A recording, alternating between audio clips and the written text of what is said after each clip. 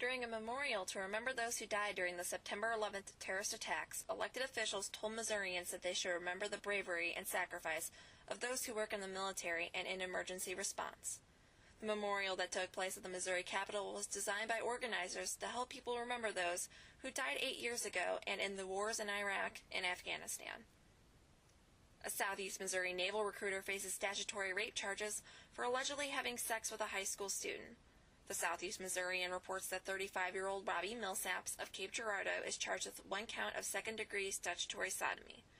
The teenager had told authorities that she had expressed interest in joining the Navy and that Millsaps convinced her into getting together with him. The two then drank alcohol and had sex at Millsaps' home. Millsaps could not be reached for comment. The search for an eastern Missouri woman who has been missing for 33 years has been temporarily suspended. Geneva Adams of Festus was last seen on July 25, 1976 in Herculaneum. Investigators stalled the renewed effort due to rough terrain and are determining the best way to proceed with the search of a farm in Perry County. The owner of the farm is not a suspect and provided access to his property for the investigators. The search for Adams will move forward. Local employers are being encouraged to begin preparing for a flu season that could leave many workers out sick. The St. Louis County Health Department says a combination of the seasonal flu and the new H1N1 flu could result in a high absenteeism. County Health Director Dr. Dolores Gunn said that customers and employees should have easy access to soap and water and sanitizers for hand washing.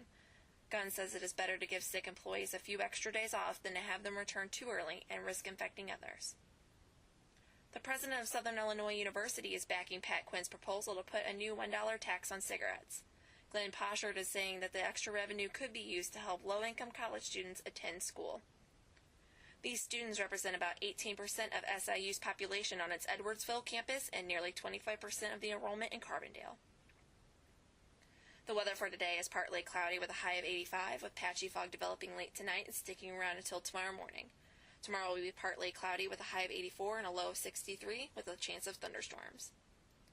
In sports, former NHL player Mike Danton has been granted full parole. Danton pleaded guilty in a failed murder-for-hire plot 5 years ago in the United States and was transferred to a facility in the Kingston area when he became eligible for parole. The decision followed a hearing before the National Parole Board. Danton spent parts of 3 seasons with the St. Louis Blues and New Jersey Devils. This is Amy Nanny for Webster University News.